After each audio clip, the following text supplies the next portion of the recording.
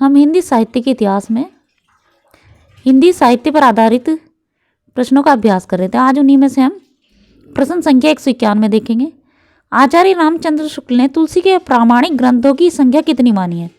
तो कितनी मानी है? 12। प्रश्न संख्या 192, बरवे रामायण की रचना तुलसी ने किसके आग्रह पर की थी? तो रहीम के आग्रह पर की थी बरवे रामायण की रचना तुलसीदास जी ने रहीम दास जी के आग्रह पर की थी। प्रश्न संख्या 193, हनुमान बाहुक के रचयिता कौन है? तुलसीदास जी हैं। प्रश्न संख्या 194, रामचरितमानस के राम में कौन सा गुण है? कौन सा है? सौंदर्य, शक्ति, शील, सभी गुण हैं। प्रश्न संख्या 195, भास्कर रामायण किस भाषा में लिखी गई है? तो किस में? तमिल में लिखी गई है। प्रश्न संख्या 196, मराठी भाषा में रचित भावार्थ रामायण के रचयिता कौन है? कौन है? वीणाबाई देशपांडे हैं। प्रश्न संख्या 197, तुलसी के राम व्यक्तित्व में वह कौन सी विशेषता है जो सूर्य के कृष्ण में नहीं है? कौन सी नहीं है? मर्यादा पुरुषोत्तम। कौन है? तुलसीदास जी के जो राम है वे मर्यादा पुरुषोत्तम राम है। प्रश्न संख्या 198, राम बोला किसका नाम था? किसका था? स्वयं तुलसी का। प्रश्न संख्या 199, भारतवर्ष का लोकनायक वही हो सकता है जो समन्वय करने का अपार धैर्य लेकर आया है। यह कथन किसके संदर्भ में कहा गया है? तो ये तुलसी की समन्वय चेष्टा के लिए कहा गया है कथन। प्रश्न संख्या 199 का उत्तर सी है। प्रश्न संख्या 200, रामचरितमानस में कुल कितने कांड है? तो कितने हैं? 7 कांड हैं।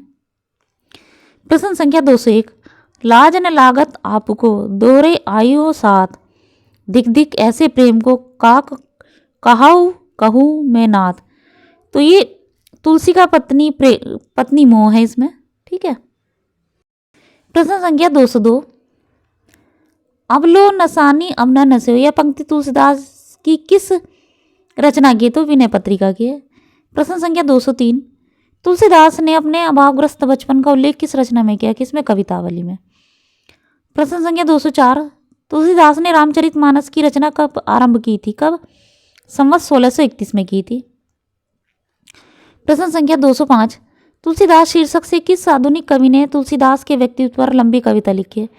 तो सूर्यकांत त्रिपाठी निराला जी ने लिखी है।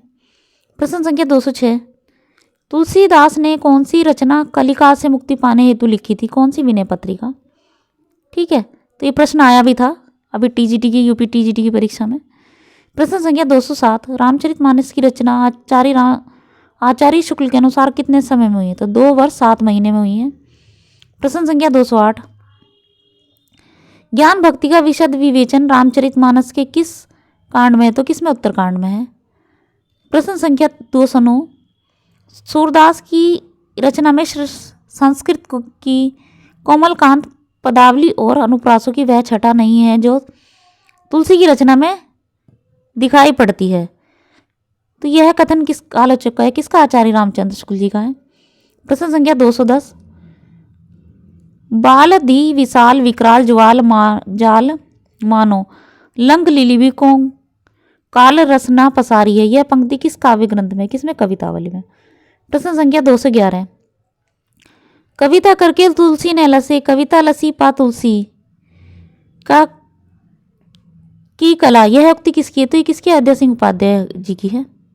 प्रश्न संख्या 212, स्वयं को सीता की सखी मानकर रसपूर्ण काव्य रचना करने वाले कवि हैं? अग्रदास हैं। प्रश्न संख्या 213, राम भक्ति परंपरा में रसिक संप्रदाय के प्रवर्तक हैं? कौन है? अग्रदास।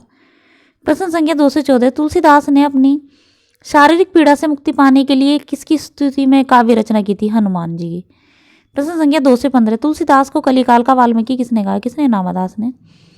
प्रश्न संख्या 216, कृष्ण भक्ति काव्य में कृष्ण को किसका अवतार माना गया? किसका? विष्णु। प्रश्न संख्या 217, निम्नलिखित में कृष्ण का संबंध किससे? यदुवंश से है। प्रश्न संख्या 218, निम्नलिखित में कौन सा संप्रदाय कृष्ण भक्ति से संबंधित है? तो कौन सा है? सभी हैं। हरिदासी संप्रदाय, वल्लभ संप्रदाय, निम्बार्क संप्रदाय, ये सभी हैं। प्रश्न संख्या 219, कृष्ण भक्ति साहित्य में मुख्य कवि कौन है? कौन है? सूरदास।